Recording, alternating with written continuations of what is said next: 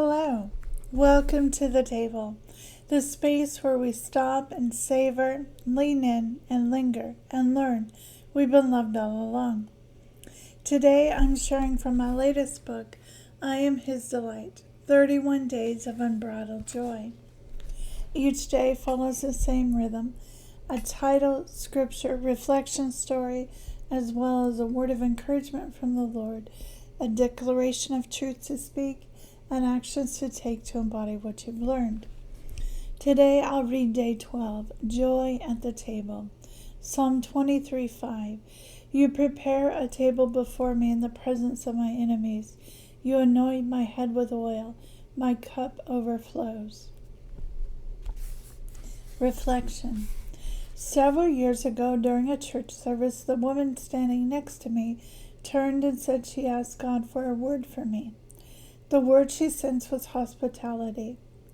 At the time, hospitality sounded like something reserved for people who loved entertaining, hosting large gatherings, or preparing elaborate meals. While I enjoy a good meal and meaningful conversation, I didn't immediately see how the word applied to me. Over time, however, I began to understand that hospitality is much more than what is served at a table. Hospitality is making people feel welcome. It's creating space for someone to be seen, heard, and valued. It's offering your attention to the world that's rushing by. It is listening without trying to fix. It's making room for another person's story.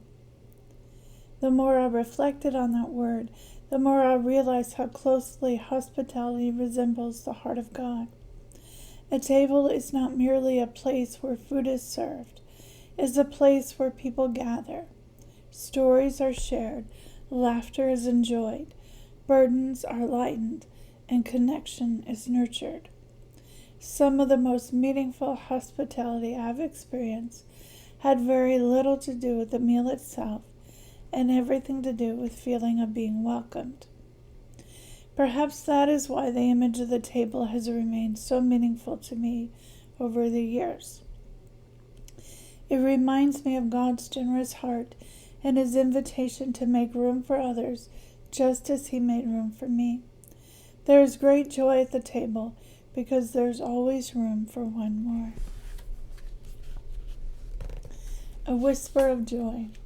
You are welcomed at the table. Your seat has been waiting for you. Feast on my faithfulness. There's a permanence to my presence. I've already made my mind up about you. You are a treasured delight. Joy speaks. I make room for others because God has made room for me. He welcomes, overflows through my life. And joy awakened. How can you help someone feel seen, heard, or welcome today? And think of a person who has extended hospitality to you. Thank God for the ways they reflected His heart. And if you'd like more, I'll leave a link down below in the comments to my Amazon author page as well as my YouTube channel.